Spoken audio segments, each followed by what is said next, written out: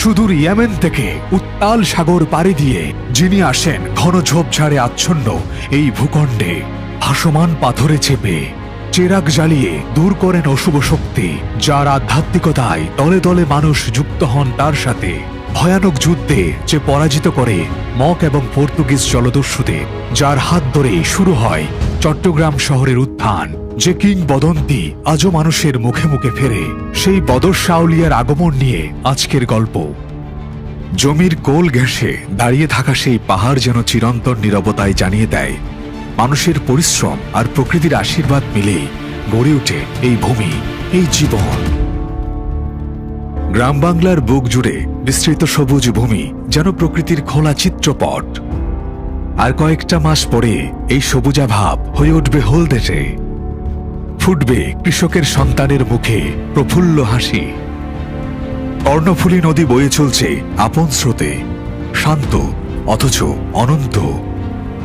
এই নদীর উপরে দাঁড়িয়ে আছে ব্রিটিশ আমলের কালুরঘাট সেতু, ঐতিহ্যবাহী সেতু।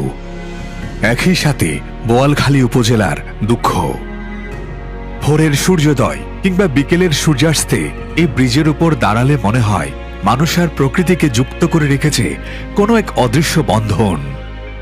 নদী, সেতু আর এই বুড়ো বটগাছ। নদী দেয় প্রবাহ, সেতু দেয় সংযোগ, আর বটগাছ দেয় আশ্রয়। বন্ধুরা, আমি চাইলে আজকের মূল গল্প এই বঙ্গোপসাগরের ঢেউয়ের মতো তরতর করে এগিয়ে নিতে পারি, কিন্তু যে মহাপুরুষের পদচিহ্নে গড়ে উঠেছিল চট্টগ্রামের অনেকটা ইতিহাস, তার মূল কাহিনীতে যাওয়ার আগে আমি আপনাদের বর্তমান দৃশ্যপটে চোখ বুলাতে চাই। আজ এত মানুষের ভিড়, আধুনিকতার ছোঁয়া, এই জৌলুস, এই কোলাহল দেখে অনেকেই ভাববেন শুরুটা কেমন ছিল, কোন নিভৃত প্রান্ত থেকে যাত্রা শুরু হয়েছিল এই ইতিহাসের। তাই আমরা প্রথমে দেখছি বর্তমানের এই আলোকোজ্জ্বল দৃশ্য, তারপর ধাপে ধাপে ফিরে যাব অতীতে, যেখান থেকে শুরু হয়েছিল বদর শাহ আউলিয়ার প্রকৃত কাহিনী। চলুন এবার ফিরি মূল গল্পে।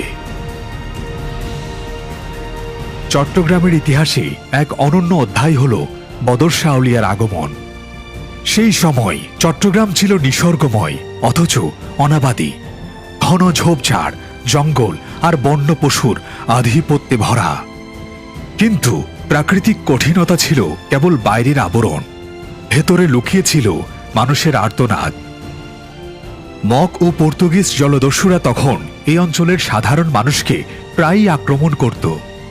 কেউ নিরাপদে নদী পাড়ি দিতে পারত না, নিশ্চিন্তে মাঠে কাজ করতে পারত না। জনপদ জুড়ে ছিল ভয়ের ছায়া। এমন একটি সময়ে সুদূর ইয়েমেন থেকে আগমন করেন বদর শাহ আউলিয়া।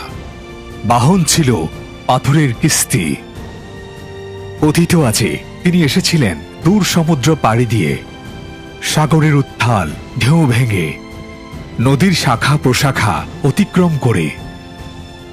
কিংবদন্তি অনুসারে সে সময়ে এই অঞ্চলে জিনপরীদের দৌরাত্ম্য ছিল ভয়ঙ্কর। তিনি তার চেরাগের আলোয় বিতাড়িত করে তাদের। কিংবদন্তির সেই চেরাগ জ্বালানো হয়েছিল এইখানেই। শত শত বছর ধরে সেই স্থান আজও অক্ষত। চট্টগ্রামবাসীর কাছে এই স্থান পরম সম্মানের। সেই গহীন জঙ্গল আজ একটি ব্যস্ত শহর। বাংলাদেশের দ্বিতীয় বৃহত্তম নগরী চট্টগ্রাম শহরের চেরাগী পাহাড় মোড়। এই চেরাগী পাহাড় মোড় এলাকা চট্টগ্রামের স্থানীয় কবি, লেখক, সাহিত্যিক, লিটল ম্যাগাজিন কর্মী, শিল্পী, সঙ্গীতজ্ঞ, সাংবাদিক, নাট্যকার ও সাংস্কৃতিক কর্মীদের মিলনস্থান। বর্তমানে সেই পাহাড়ের অস্তিত্ব না থাকলেও চেরাগ আকৃতির স্থাপনা মনে করিয়ে দেয় বদর পীরের সেই কিংবদন্তি। যে মানুষ ভেসে এলেন পাথরের উপর, তার চোখে মুখে ছিল আধ্যাত্মিক দীপ্তি। ধীরে ধীরে খবর ছড়িয়ে পড়ে চারপাশে। গ্রাম বাংলার মানুষ এই অলৌকিক সাধকের কাছে ভিড় করে, খুলে বলেন তাদের দুর্দশা। মগ এবং পর্তুগিজ জলদস্যু দ্বারা আক্রান্ত হওয়ার কথা। সব শুনে বদর শাহ পীর, মায়ানমারের টেনাসেরিমের জনগণ যাকে মাদ্রা বলে ডাকে, আখিয়াবের অধিবাসীরা যাকে বুদ্ধ আউলিয়া বলে, সেই বদর পীর তিনি কথা বলেন স্থানীয় শাসক অদল গাজীর সাথে। ফখরুদ্দিন মোবারক শাহর অধীনে যিনি কাজ করতেন। অতঃপর শুরু হয় মগ এবং পর্তুগিজ জলদস্যু বিতাড়ন। বদর পীর আউলিয়ার আস্তানা ছিল এটি। এখানেই তিনি বসবাস করতেন, নিমগ্ন হতেন ধ্যানে, আল্লাহর কাছে প্রার্থনায়। এখান থেকেই প্রচার করতেন ইসলামের সুমহান বাণী। এটি বদর শাহ আউলিয়ার মাজার, চট্টগ্রাম শহরের অন্যতম প্রাচীন স্থাপনা। চলুন বন্ধুরা, ভেতরে প্রবেশ করে দেখি কোনো প্রাচীন নিদর্শন পাই কিনা। সেই সাথে দেখে আসি এই মহান আউলিয়ার মাজার। এই জায়গার অবস্থান চট্টগ্রাম শহরের আন্দরকিল্লায় বক্সিরহাটের নিকটবর্তী বদরপট্টি বা বদরপাতি নামক স্থানে। প্রাচীর বেষ্টিত মাজার কমপ্লেক্সটির পূর্ব দিকে রয়েছে একটি প্রবেশ পথ, সমাধি সৌধ এবং কুয়া। মাজারে প্রবেশ মুখেই পড়ে হযরত সৈয়দ পীর বদর আউলিয়া রহমতুল্লাহ আলাইহির নিজ হস্তে পাথরের উপর লেখা ফলক। সেই পাথরের কিস্তি যেটিতে ভর দিয়ে উনি এসেছিলেন এখনো রেখে দেওয়া হয়েছে ঠিক তেমনি ভাবে। কত শত শত বছর আগের সেই স্মৃতিচিহ্ন। সময়ের ব্যবধানে কয়েক খণ্ডে বিভক্ত হয়ে গেছে সে পাথর। কাচের বাক্সে রক্ষিত করা হয়েছে এটিকে। দর্শনার্থীরা দেখে আর অভিভূত হয়। এটি স্কেচ করা সেই সময়কার মাজারের দৃশ্য। আগরবাতির সুবাসে মৌ মৌ চারপাশ। দেয়ালে মানুষ লিখেছে তাদের মনোবাসনা। পীর বদর আউলিয়ার ব্যবহৃত সেই কুয়ো। 700 বছরের পুরনো সেই মানুষটি এই কুয়ো ব্যবহার করতেন। এটি সেই পবিত্র কুয়ো। ওই সেরাগেতন ওই সাটিবাতিতন চট্টগ্রামের আসল নাম হয়েছে সাটিগাঁও। সাটিগাঁও ওই সেরাগেতন নাম হয়েছে সাটিগাঁও, সাতগাম, চট্টগ্রাম, চিটাগাং। বদর আউলিয়ার হযরত পীর বদর আউলিয়া রহমতুল্লাহ আলাইহির এই সেরাগেতন সাটিবাতিতন সাতগাম নাম হয়েছে। তো ওই সেরাগ আমরা প্রতিদিন রাত 10টায় ওই সেরাগ জ্বালাই এনে দরজা লক করে দেই, ইলেকট্রিক বন্ধ করে দেই। এই সেরাগ সারা রাত সেরাগে জ্বলবে। পরে 200-250 মিসকিন রেগুলার ডাইলে চাইলে তরকারি মিক্স করি।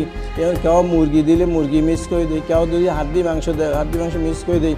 প্রতিদিন রেগুলার গরিবে খাই দেয় ফ্যাটের বুকে। আর পয়সাওয়ালা যারা আছে এরা খাই দেয় হযরত পীর বদর আউলিয়া রহমতুল্লাহ আলাইহির তবরক হিসাবে। এখানে 12টি চেরাগ, যেগুলো জ্বালানো হয় 12 জন আউলিয়ার সম্মানার্থে। একেবারে সেই সময় থেকে যখন তাদের আগমন ঘটেছিল এই পবিত্র ভূমিতে। আমরা এখন আছি পাথরঘাটায়। এখানে একসময় ছিল নদীর ঘাট, যে ঘাটে নোঙর করেছিল বদর শাহ আউলিয়া। সেই ঘাট এখন সরে গেছে প্রায় 1.5 কিলোমিটার দক্ষিণে। সেই সময়ের বিশাল উত্তাল নদীর উপর এখন মানুষের কোলাহল, বড় বড় ভবন। ভাবলেই অবাক হতে হয়। এবার চলুন যাই বর্তমানে সেই ঘাট কোথায় সরে গেছে সেই স্থানে। এখন আমরা যে ঘাটটি দেখছি সেটি প্রাচীন সেই ঘাট থেকে ঠিক 1.5 কিলোমিটার দক্ষিণে সরে যাওয়া ঘাট। এই ঘাটে প্রতিদিন ভিড় জমে। নৌকা ভিড়ে মানুষজন উঠানামা করে, জেলেরা মাছ নামায়, যাত্রীরা পারাপার হয়। কিন্তু এই সরগরম দৃশ্যের আড়ালে আছে অন্য ইতিহাস। পুরনো প্রাচীন সেই শান্ত ঘাট এবং তার ইতিহাস। চট্টগ্রাম শহরের উত্থান কিংবা চট্টগ্রামের উত্থান যে বদর পীরের হাত ধরে, সেই বদর শাহ আউলিয়ার যে মাজার, সেই মাজারেই ছিল পাথরঘাটা। ওখানে কর্ণফুলী নদী একসময় ওখানেই ছিল। ওখানে নদীর ঘাট ছিল, ওখানে উনি নোঙর করেন। যে পাথর সেটা আপনাদের দেখিয়েছি, সেই নদীর ঘাট এখন ওখানে নেই, সেই নদী নেই। ওখানে বড় বড় দালান, গাড়ি বাড়ি সব কিছু, মানুষের জনকোলাহল। সেই পাথর ঘাটা এখন সরে গিয়ে চলে আসছে প্রায় 1 কিলোমিটার দক্ষিণে এখানটায়। এটা বর্তমানে ফিশারি ঘাট নামে পরিচিত। একটা বিশাল কর্মযজ্ঞের মধ্যে দিয়ে যায় এটা। অনেকগুলো জাহাজ, ছোট বড় জাহাজ নোঙর করা। আমরা ধরে নিতে পারি এরকম একটা কোনো ঘাটে বদর শাহ আউলিয়া, যিনি চট্টগ্রাম শহরের উত্থান করেছিলেন, চট্টগ্রামের উত্থান করেছিলেন, সেই বদর শাহ আউলিয়া তার সঙ্গী সাথী সহ এরকম নদীর ধার দিয়ে এসেছিলেন। এবং সেই পাথরে ভেসে।